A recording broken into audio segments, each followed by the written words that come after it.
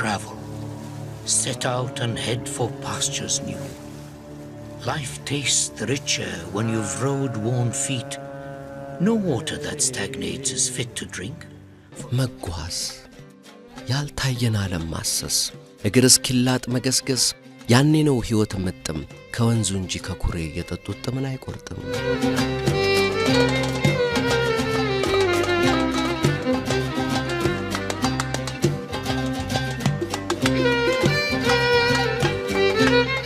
ይህ የዓለማችን እጅግ መሳጩ የጉዞ ታሪክ ነው። በጎርጎሮሳውያኑ 1325 የመስቀል ጦርነት ካበቃ በኋላ ኢብን ባጡጣ የተሰኘ ሞሮካዊ ወጣት ሐጅ ለማድረግ ከትውልድ ከተማው ተነሳ። የኢብን ባጡጣ ጉዞ ግን በሐጅ ብቻ አላበቃም። የዛሬ 650 ዓመታት ግድም የነበረውን የሚታወቀውን ዓለም ከጫፍ ጫፍ አካለለ። ጉዞ በአጠቃላይ 29 ዓመታት ፈጅቷል። ከ120,000 ኪሎ ሜትሮች በላይ ተጉዟል። ይህም ስመጥሩ ቬኒሲያዊ ተጓዥ ማርኮ ፖሎ ከተጓዘው ከ3 እጥፍ በላይ ማለት ነው። አሁን በዘመናዊ ካርታ ላይ ያሉ 40 ሀገራትን አዳርሷል። በጉዞ ላይ ያልሆነው ያላጋጠመው ነገር የለም። መተሃተኞች፣ ጻድቃኖች፣ አደኮብሬ ጨፋሪዎች፣ ከ3 አህጉራት የመጡ ተጓዦች፣ ሌሎች በርካቶችንም አግኝቷል። በጉዞ ላይ ምሁር፣ ነጋዴ፣ ተማላይ እንዲሁም ጦረኛ ሆኗል። እብድ ሱልጣኖች አስረውታል። 10 ጊዜ አግብቷል። እናም ከ29 ዓመታት ጉዞ በኋላ ኢብን ባጡጣ ወደ ትውልድ ከተማው ታንጀር ተመለሰና ታሪኩን በዝርዝር ጻፈው። ይህን የኢብን ባጡጣን የጉዞ ታሪክ ሳነብ በስሜት አበድኩ ይላል የአረብኛ አጥኚው ተጓዡና ደራሲው ቲም ማኪንቶሽ ስሚዝ። ይህ ሰው በኢብን ባጡጣና በጉዞ ታሪክ ላይ መጽሐፍቶችን የጻፈ ኤክስፐርት ነው። ኢብን ባጡጣ አሁንም ድረስ በዙሪያ ያለውን መልከ ብዙውን የሙስሊም ዓለምን የገለጸው የሚለው ስሚዝ ከሙስሊሙ ዓለም ውጭ ላሉ በርካቶች ግን ይህ እውነት ከተሳሳተ መረጃና ከእውቀት እጥረት ጀርባ ተሸፍኗል ይላል። እናም ከዚያን ጊዜ አንስቶ ኢብን ባጡጣ የገለጸው የተለየ ማራኪና አቃፊ የሙስሊም ዓለም አሁንም ድረስ መኖሩን ለማረጋገጥ የእርሱን ዱካ ተከትዬ ለማየት ተነሳሁ ይላል።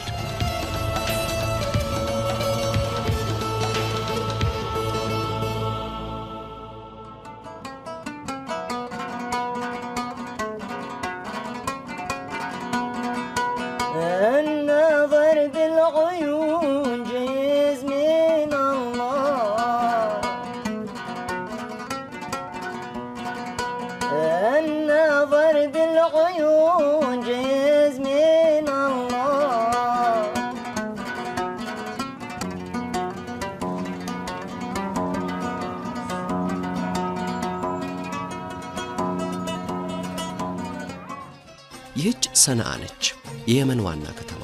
የእርስ በርስ ጦርነት አውድማ መሆኗን ይሆናል የምታውቁት። ለእኔ ግን ቤቴ ነች። አረብኛ ለማጥናት ከ25 ዓመታት በፊት መጥቼ በዚያው እዚሁ ሰምጬ ቀረው። አሁን ከግማሽ በላይ የመኒ ነኝ። አንዳንዴ እንግሊዛዊነት የሚሻቸው ነገሮች እየመጡብኝ ቢያስቸግረኝም የተቀረው የመናዊነቴ ግን ክፍተቱን ይሞላልኛል ይላል።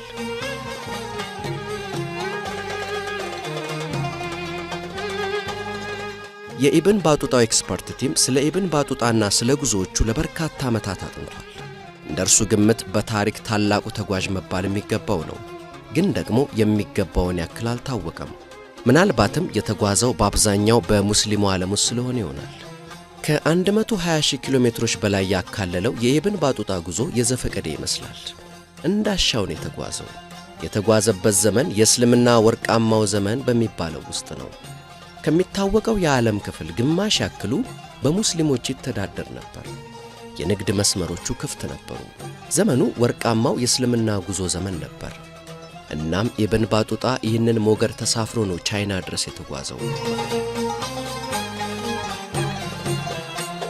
ለአንድ ምዕራባዊ በዚህ ዘመን የኢብን ባጡጣን ዱካ ተከትሎ ማሰስ ወደማይታወቅ ዓለም ጭው ብሎ የመግባት ያክል ነው። በመጀመሪያ ጥንታዩን የሐጅ ተጓዦች መንገድ ተከትዬ በመሄድ ለእውቀት ሲሉ የመጓዝን የእስልምና አስተምህሮ መረምራለሁ ይላል። ከዚያ ደግሞ በታላላቅ ሃይማኖቶች መካከል ያለው ድንበር ደብዝዞ ወደ ተማሎሽ የሚገባበትን ከቱርክ እስከ ህንድ ያለውን መንገድ ተከትዬ ነጉዳለሁ ይላል። በጉዞ የመጨረሻ ክፍል ደግሞ የቻይናን የባህር ላይ የሐር መንገድ ተከትዬ የታላቁን ግን አሁን የተዘነጋውን የእስላማዊ ንግድ ሕያው ቅርሶችን አያለሁ ይላል አስጎብኛችን።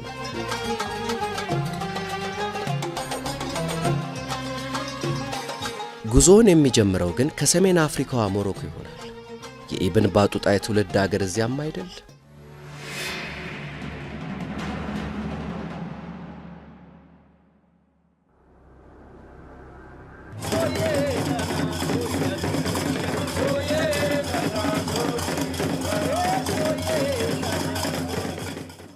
አሁን ታንጀር ነው ያለሁት። ስለ ኢብን ባጡጣ አንዳች መረጃ ካገኘው በሚል ፍለጋዬን ጀምሬያለሁ። እናም ፍለጋዬን የምጀምረው ከታንጀር የቀድሞ ከተማ ክፍል ይሆናል። ይህ ቦታ ያኔም ቢሆን የተለያዩ ባህሎች መገናኛ የነበረ ነው። ኢብን ባጡጣ በጎርጎርሲያኑ 1304 ነው የተወለደው። የእስልምና ሕግ መማሩም ይታወቃል። ከተከበረ ቤተሰብ ነው የወጣው።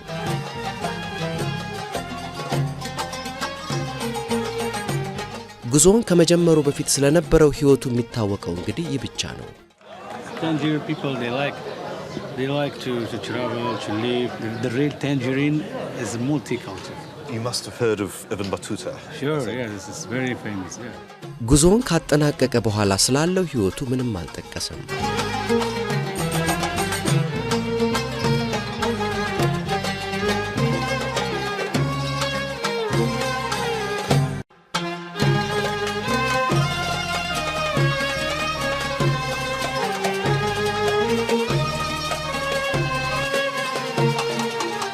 ዕውቀትን ፈልጓት ፍለጋው ቻይናም ድረስ ቢያስጉዛችሁ እንኳ የሚለው የነብዩ መሐመድ ሐዲስ በክፍለ ዘመናቱ ስፍር ቁጥር የሌላቸው ለዕውቀት መሻት ጉዞ አነሳስቷል።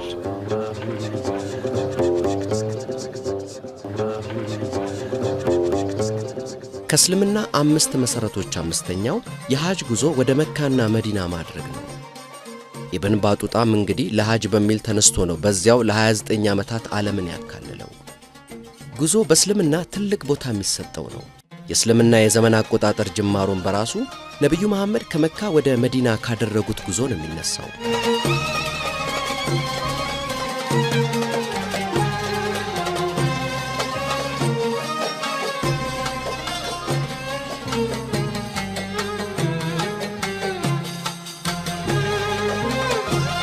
እናም ኢብን ባጡጣ በጎርጎርሲያኑ 1325 በ22 ዓመቱ ታንጀርን ለቆ እንደወጣ ይገልጻል። ከዚያም የዛሬዎቹን አልጄሪያ፣ ቱኒዚያና ሊቢያን አቆራርጦ ልዩ ፈርጥ ወዳላት አሌክሳንድሪያ እስኪደርስ መጓዙን ጽፏል።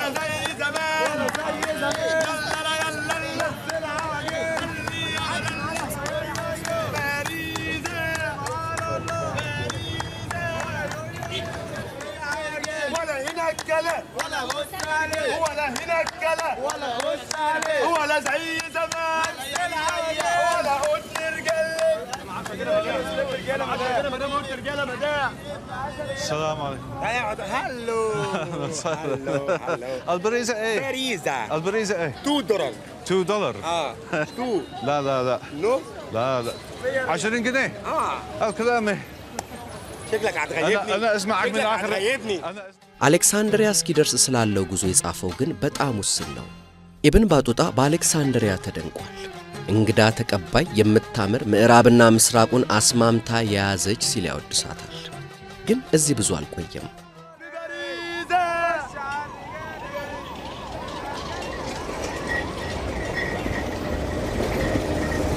በወቅቱ በግብጽ ታዋቂ ወልይ የሆኑትን ሙኒያት በኒ ሙርሺዲን ለማግኘት ከአሌክሳንድሪያ በስተደቡብ በአባይ ወንዝ ዳርቻ ወዳለች አንዲት መንደር አመራ። በወልዩ መስጂድ ያጋጠመው ነገር የኢብን ባጡጣን ሕይወት ለአንዴና ለመጨረሻ ጊዜ ቀየረው።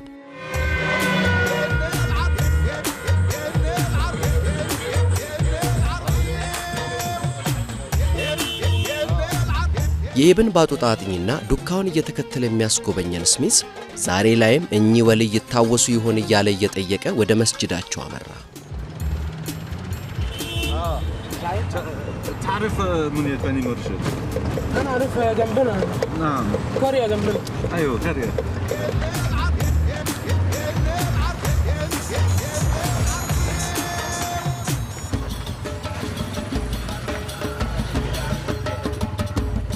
السلام عليكم.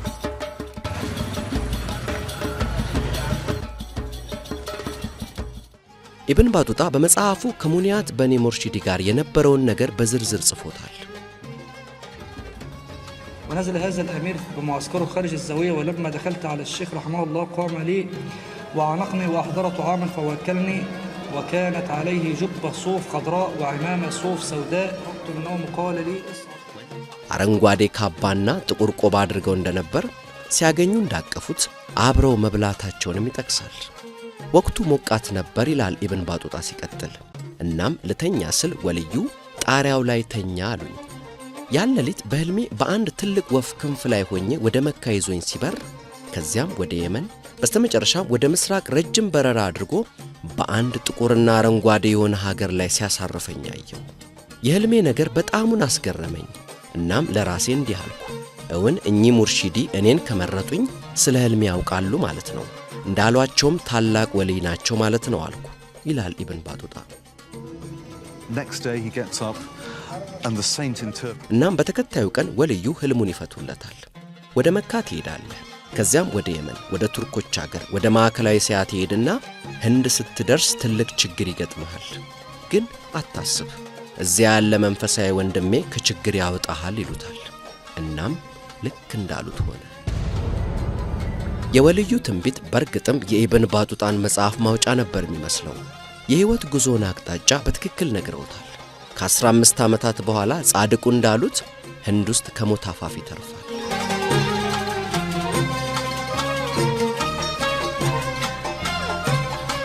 ሲቀጥል ኢብን ባጡጣ እንዲህ ይላል፣ ወደ እነዚህ አገራት የመሄድ ሐሳብ አእምሮዬ ውስጥ ተቀረጸ። እናም እነዚህን አገራት እስክጎበኝ ድረስ እረፍት አልነበረኝም። ለነገሩ ኢብን ባጡጣ እነዚህን አገራት ከጎበኘም በኋላ መች እረፍት ነበረው? ከዚያም በኋላ ብዙ ቦታዎችን ጎብኝቷል። ብቻ እግሩን ሳይበላው አይቀርም። ሂድ የሚል ነገር አለበት። 3 አህጉራትን ካካለለ የ3 አስርት ዓመታት ጉዞ በኋላ ነው የጉዞ አምሮቱ ጋብ ያለለት። ዱካውን ተከትሎ እየተጓዘ የሚያስጎበኘን የኢብን ባጡጣ ኤክስፐርት እንዲህ ይለናል። ኢብን ባጡጣ የወደፊት ሕይወቱን የሚተነብይ ህልም ባየበት ጣሪያ ላይ ቆሜ ጊዜና ቦታ ሟምቶ የጠፉ መሰለኝ። በስተመጨረሻ ኢብን ባጡጣ ወልዩን ተሰናብቶ ሄደ። እናም ከወልዩ ከተለየው በኋላ በጉዞዬ ጥሩ እንጂ አንዳችም መጥፎ ነገር አልገጠመኝም፣ በረከታቸው እድሌን አቅንቶልኛል ይለናል። መቼም አንዴ የጉዞ አባዜ ተጠናውቶት የለ። የሳይናይን በረሃ አቋርጦ ወደ መካ እንደመሄድ ወደ ደቡብ ተጉዞ የሙስሊሙ ዓለም ዝነኛ ከተማና የእስልምና ስልጣኔና ባህል ማዕከል ወደ ሆነችው ካይሮ ገባ።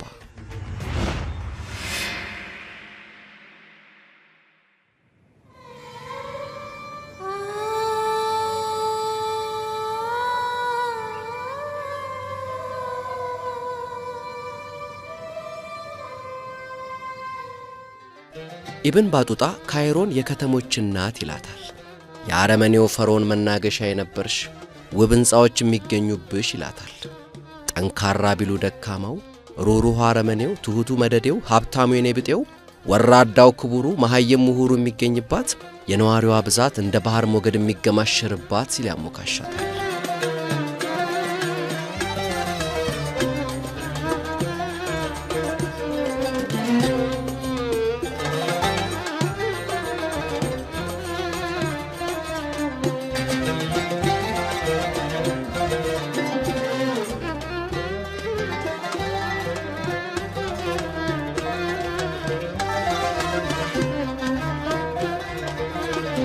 በ14ኛው ክፍለ ዘመን ሁለተኛ አጋማሽ የካይሮ ሕዝብ ብዛት ግማሽ ሚሊዮን ይደርስ ነበር። ይህም የዚያን ጊዜውን የለንደን ሕዝብ ብዛት 15 እጥፍ ማለት ነው። የአረቡ ስነ ጽሑፍ ሳይንስና ኪነት መናኸሪያ ነበረች። አሁንም ቢሆን የአረቡ ዓለምና የአካባቢው እስልምና ማዕከል ነች። በዚያን ዘመን የአይን ካታራክት ቀዶ ሕክምና የሚሰጥበት ክሊኒክ ሁሉ የነበራት ነች። አልአዝሃር አሁን ድረስ የእውቀት ማዕከል የሆነ የዓለማችን በዕድሜ አንጋፋው ዩኒቨርሲቲ ነው። ከመጀመሪያው የኦክስፎርድ ኮሌጅ 3 ክፍለ ዘመናት ቀድሞ ነው የተመሰረተው። የዚያን ዘመን ዋነኛ የአረቡ ዓለም ምሁራን መሰባሰቢያ ነበር።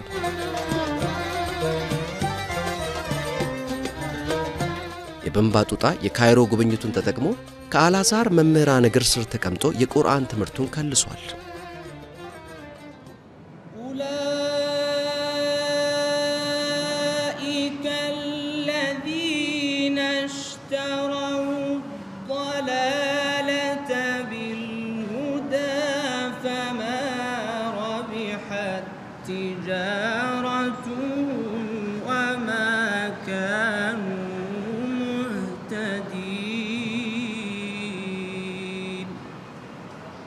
قال يا آدم أنبئهم بأسمائهم. الإخفاء احنا عاوزين بين الميم والباء انفراج بين الشفتين حتى يخرج الهواء. وآمنوا بما أنزلت مصدقا لما معكم ولا تكونوا أول كافر به ولا تلبسوا الحق. አልአዛር አሁንም ዝናው የገነነ ነው። እዚህ የሚሰጠውን ትምህርት ለመቅሰም ከመላው ዓለም በርካታ ተማሪዎች ይጎርፋሉ። ተማሪዎች ከሀገራቸው ርቀው ሄደው የሚማሩባቸው በርካታ ምክንያቶች አሉ። طبعا في تعليم اسلامي في المغرب فليش فضلتم السفر الى الخارج؟ فوائد السفر تفيدك المعامله مع الاشخاص، تتعرف على الاعراف وتقاليد الامم الاخرى. ጥራት ያለው ትምህርት በመሻት ብቻ ሳይሆን ሌሎች ባህሎችን ለማየት ከሌሎች ሀገራት ዜጎች ጋር ለመገናኘትም ነው። ከሀገር ርቆ መማር በትምህርት ላይ ለማተኮር ይረዳል የሚሉም አሉ። السفر يعني يسبب في فراغ للعلم والطلب. إذن من أسباب السفر أن الواحد يصل إلى فهم الخالق بمشاهدة المخلوق أو الخلق. مخلوقات، حتى المخلوقات لا نستطيع نحصر معرفتها، فسير حتى نعرف أسرار الكون. أيوة. من خالق لن نصل له مهما بلغنا منه. የመጓዝ ጥሩ ነገሩ ይህ ነው ይላል ቲም። እኔ ክርስቲያን ነኝ እናም የጉዞ ጸሐፊ ግን አሁን በሙስሊሙ ዓለም የሃይማኖት ትምህርት ማዕከል ውስጥ ከሙስሊም ተማሪዎች ጋር ስለ መንፈሳዊነት እየተወያየሁ ነው ይላል። የውጭ ሰው ሆን ይሆናል ሲል ያክላል። ግን እዚህ የቤት ያክል ነው የሚሰማኝ።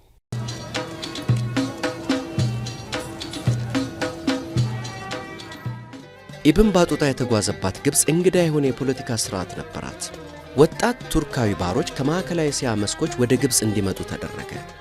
ከዚያም ሙስሊም እንዲሆኑ ተደርጎ የጦር ስልት ተምረው ነፃነታቸውን እንዲያገኙ ተደረገ። በመቀጠል ከፍተኛ የመንግስት አስተዳዳሪዎችና ሱልጣኑ ጭምር ከማዕከላቸው ተመረጠ። እናም እነዚህ ተዋጊ መደቦች ማምሉክ ተሰኙ። ትርጉሙ ባሮች ማለት ነው። እናም ጸጥ ለጥ አድርገው ገዝተዋል። ኢብን ባጡጣ ካይሮ በነበረበት ጊዜ ሱልጣኑ መሐመድ አልናስር ኢብን ቃላውን ይሰይ ነበር። There's this rather nice story, well actually it's quite a nasty story that tells you exactly what Muhammad al-Nasir the Sultan was like. ይህን ሱልጣን አስመልክቶ የሚነገር ነገር አለ። ሲወለድ የተጨበጡ የእጆቹን ጣቶች ሲዘረጓቸው ደም ፈሰሰ። አዋላጇ ይህ ልጅ መጥፎ ነው፣ ዘመኑ በደም የተነከረ ይሆናል አለች። እንዳለችውም ሆነ። ጨካኝ መሪ ወጣው።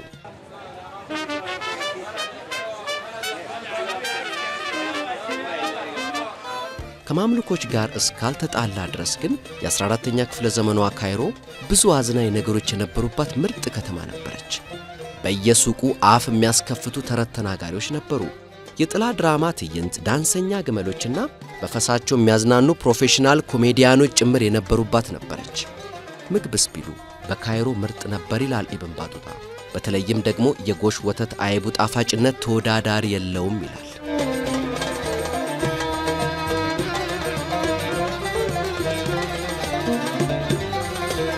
ኢብን ባጡጣ በዚያን ዘመኗ ካይሮ ጥንታዊ ከተማ ክፍል ስለነበረው አልካራፋ ስለሚሰኝ የቀብር ቦታም ጽፏል።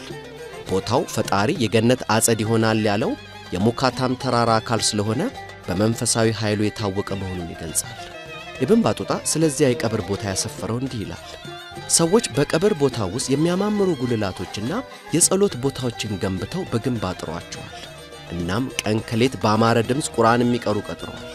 ሁሌ ሐሙስ ምሽት ደግሞ ሰው ሁሉ ቤተሰቡን ይዞ እዚያ ቦታ በጸሎት ያሳልፋል ይላል። ኢብን ባጡጣ የገለጸው የዛሬ 700 ዓመታት ግድም የነበረው ይልምድ እስከ ቅርብ ጊዜ ድረስ ቀጥሎ አሁን ግን ከቅርብ ጊዜ ጀምሮ ቆሟል ትላለች ቦታው ላይ ተወልዳ ያደገችው ሀቢባ። This is what Ibn Battuta wrote about this very place, the place that you're from. These people build in the Qarafa beautiful. በያኔው የቀብር ቦታ ላይ የዚህ ዘመን የካይሮ ህዝብ ገብቶ እየኖረበት ነው። በዚህ ሁኔታ ያሁኑ የግብጽ መንግስት አፍሮ ጥሪ ያክሏል ይላል አስጎብኛችን። የጥንት ግብጻውያን ተጽዕኖ ሳይሆን አይቀርም ያሁኖቹም ግብጻውያን ከሟቾቻቸው ጋር ያላቸው ቅርበት የተለየ ነው። A circuit of the famous sanctuaries. I never found anywhere in the world how we yani look after the dead more than the life before. ከነዋሪ ይልቅ ሟችን የምንንከባከብ አስገራሚ ህዝቦች ነን ትላለች ሀቢባ። The dead and the cemetery and stuff. It's very, very important. Everybody wants to be sure he has his tomb like the pharaoh, you know, and it's where it is and should be closer to his family. And we mourn for a long time, and you never stop. You never stop. For me, if I pass here, anytime I say a prayer for the dead. But from أنتم السابقون. ونحن اللاحقون. You are the ones who go before us, yes, and we are the ones who come after you.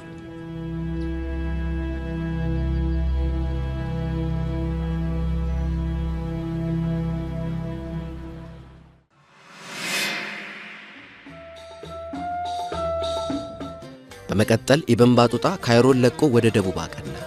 ዓላማው ቀይ ባህርን አቋርጦ ወደ ተቀደሰችው መካ መድረስ ነው።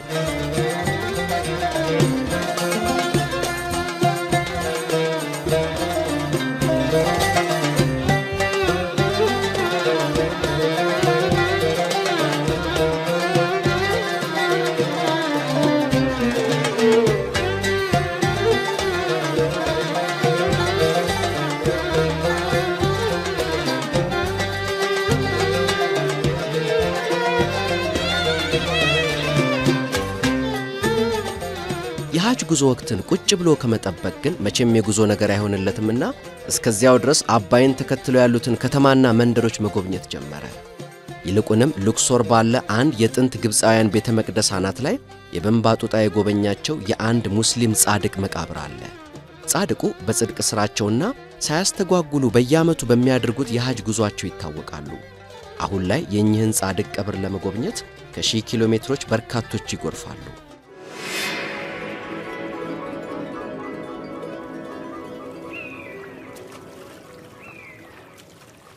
ከሉክሶር ወደ ደቡብ አቀና። የኢብን ባጡጣ ዘመን በወልዮች የተሞላ ሳይሆን አይቀርም። እዚህም ሌላ ወልይ ያገኛል።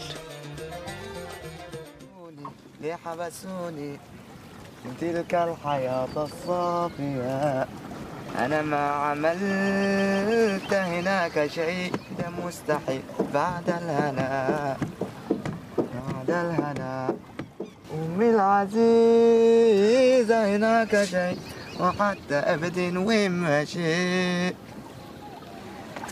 يا يما وين. While Ibn Battuta was travelling up the Nile, he met another holy man blessed with the power of prophecy. When he asked me what I proposed to do, በጅዳ በኩል ወደ መካ ለመሄድ መነሳቴን ስነግራቸው ወልዩ ይህን ለማድረግ በዚህ ወቅት አይሳካልህም፣ ተመለስ፣ የመጀመሪያ የሐጅ ጉዞህን የምታደርገው በሶሪያ በኩል እንጂ በሌላ በኩል አይደለም አሉኝ ይላል። First pilgrimage by the Syrian road and no other. በርግጥም የሆነውም ይህ ነው። የኢብን ባጡጣን ዱካ ተከትሎ እየተጓዘ ያለው ቲም የተከራዩት ጀልባ ላይ የሚሰራው ሙስጠፋን እኔስ የኢብን ባጡጣን ዱካ ተከትዬ ቻይና ድረስ ማድረገው ጉዞ ይሳካልኝ ይሆን ሲል እንደ ቀልድ ይጠይቀዋል። سهل أصلا أنت لو ليك غير عن اللي أنت عايز تروحه هتروحه يعني. ሙስጠፋም አሁን ይሳካልሃል፣ የምር ከነፍስ ከሻትክ ከነየትክ ይሳካልሃል ይለዋል። إذا كان في نفسك لو عايز تعملها تعملها. يعني شيء متعلق بالنية. بالنية. بالنية.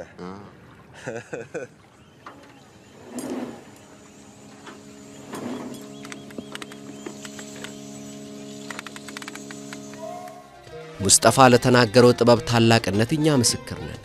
ምክንያቱም እነሆ የኢብን ባጡጣ የቻይና ድረስ ጉዞ የሚዘክረውን ዶክመንተሪ ያየንም አይደል?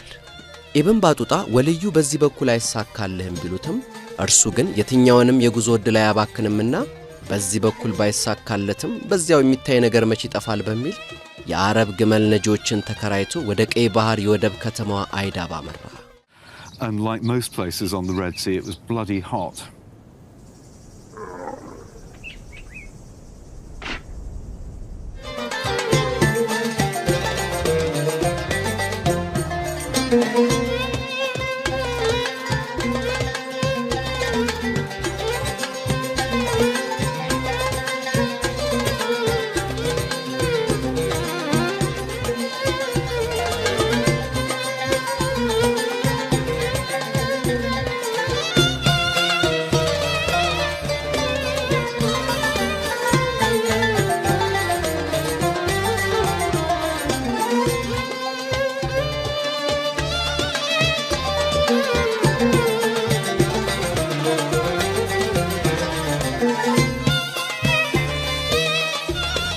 ባይዳብ በኩል ቀይ ባህርን ተሻግሮ መካ ለመድረስ ያሰበው ጉዞ ግን ሳይሳካለት ተመለሰ። ኢብን ባጡጣ በርግጥም ወልዩ እንዳሉት በመሬት በሶሪያ በኩል ነበር ወደ መካ መድረስ የቻለው። ለብዙዎች መካ የጉዞ ማብቂያ ነው። ለኢብን ባጡጣ ግን ጉዞ ገና መጀመሩ ነው። ጉዞ አይምሮን ያሰፋል ይባላል። የኢብን ባጡጣ ጉዞ ግን ከአይምሮም በላይ ነው። ከ120,000 ኪሎ ሜትር በላይ ከሚሆነው የኢብን ባጡጣ የ29 ዓመታት ጉዞ እጅግ ጥቂቱን ብቻ ነው መዳሰስ የምንችለው። የአንድ ቦታ ረክቶ መቀመጥ የማይሆንለት የመንገድ ወዳጅ በ14ኛው ክፍለ ዘመን ከትውልድ ከተማው የሞሮኮዋ ታንጀር ተነስቶ በወቅቱ የሚታወቀውን አብዛኛውን የዓለም ክፍል አካሏል። ቅርባችን ካለችው ዘይላ፣ ሞቃዲሾና ዛንዚባር እስከ ቱርክ፣ ህንድ፣ ቻይናና ዩክሬን ድረስ ተጉዟል። በቀጣይ ጉዞ ወደ አናቶሊያ አቅንቶ የሩሚን ኮንያ ይጎበኛል። በህንድ ዮጊዎችን ከኢትዮጵያ እንደሄዱ የሚናገሩትን የህንድ አበሾች ወይም ሲዲዎችን፣ የደልሂውን እብዱን ሱልጣን ምን ያላገኘዋል? የቱርክ ደርቪሾች፣ የህንድ ተማላዮች፣ የማልዲቭስ ምትሃተኞች፣ የቻይና ጠቢባን ምንም አልቀረው። ጉዞ አይምሮን ያሰፋል። የኢብን ባጡጣ ጉዞ ግን ከአይምሮም ይሰፋል።